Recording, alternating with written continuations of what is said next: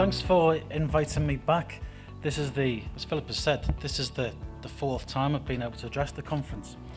And it's a great pleasure to do so, because what I'm going to show you today is a little bit more about the impact. So for example, 3 years ago when I stood here, you were about to do your first borehole, and I've got a bit of an update for that later on. But I'll start with just a little bit about who we are in case anybody isn't clear. We're an international water and hygiene charity. We work across the world. What we do is we provide safe water and hygiene to communities in need through practical, sustainable solutions. And that's the type of project that you've been supporting us to deliver over the past 4 years. And there is a need. Over 844 million people still don't have access to safe water. Such a huge figure. And in our time, we've reached 1.5 million people. And so I like to think we're doing our bit. These water projects make a massive difference to people's lives. Education for children, income earning for women. And as you'll see, hopefully, that we can utilise the water for drinking and for cooking and for cleaning and for hygiene, but also enables the communities to grow their own crops. We work across Africa, Asia and Latin America. And the thing is that we don't just do water. What we do is we look to develop the communities that we work with, because that's what they tell us that they need, and so that's what we do. So this isn't aid. What we try to do is provide long-term solutions. But importantly, for the conference today, we've completed 2 projects in the last year in villages called Katemwa and Chipagiso. And you can see in Katemwa what the previous water source was. It's a pond, basically. And the thought of anybody here or in this country like drinking water from a pond is just like ridiculous, but that's the reality for the people there. What it means is if you drink dirty water, you're going to get sick, you're going to get ill, and people do get ill. And there was a high prevalence of waterborne diseases, particularly amongst the children. It just presents a huge barrier. The whole life is dominated by water and by drinking dirty water, so there's no development in these villages at all. With the support of the BWCA and the BWCA membership, we've changed that. I'll just show you what we did.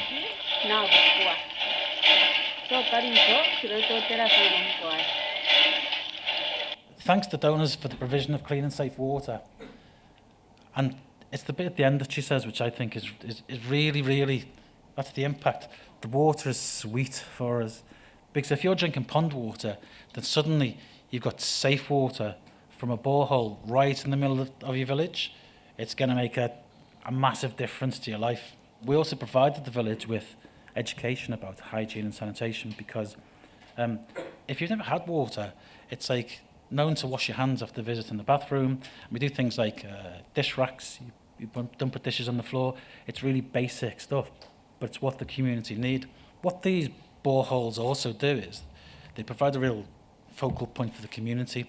And so it becomes like a place which is really lively and a place which is alive. And I put this in, I thought this was a nice little quote from the young lady Rachel. And it's quite common for children to have to fetch the water, which of course has a big impact on education. You've got to go and walk 2 kilometres, a 10-year-old girl walking 2 kilometres in the morning, and you get there and there's only one water source, and so that's what everybody's using. And she's late for school because, of course you are, because you've got to queue up and you've got to fetch this dirty water. And sometimes she just didn't make it to school at all, which is incredibly sad. But she says she's very happy with the new water, it's safe, she's punctual to school, and she never misses classes now. Now that's the sort of impact that we're achieving. It's just things like that children can go to school, and for a 10-year-old, you can imagine how important that is. But we train the community in how to maintain these the facilities as well, because everything that we do has to be sustainable, because there's no point in taking your donations for something that's only going to last for a couple of months or a couple of years. These things are built to last. These hand pumps will last for a minimum of 30 years. This time last year, we were talking about, so this is what we'll do, and this is actually what we did. We did 2 boreholes in the last year, and so we did one with the generous support from the auction, but we were able to do 2 because across the year, the BWCA membership contributed, and you can see the number of companies that made the contribution, and that's fabulous to be able to come together as an organisation, as a membership body, and for everyone to lend the support, which enables us to do 2. It's the first time we did 2 boreholes. That's fantastic, so thank you very much for that. It's down to that generosity that we're able to have such an impact on the people that we work for. The water's there all year round, and so everybody can access the water. There is plenty to go around. We test the water, of course, And we monitor all of our projects for at least 7 years. And so we want to make sure that everything is sustainable. So we go back, we check it, we make sure it's all working. There is much less chance of people becoming ill. Children will be able to go to school, and people do have more productivity, and particularly women as well.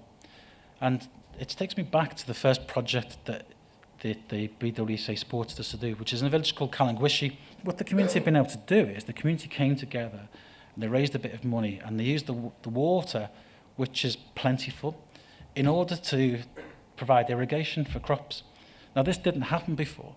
There was a bit of farming, a bit of kind of subsistence farming. But what this is now is they sell the excess. You can see the grown cabbages there.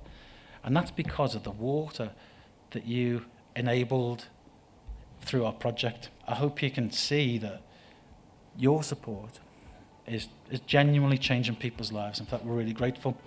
But the last word I'm going to give to the community themselves.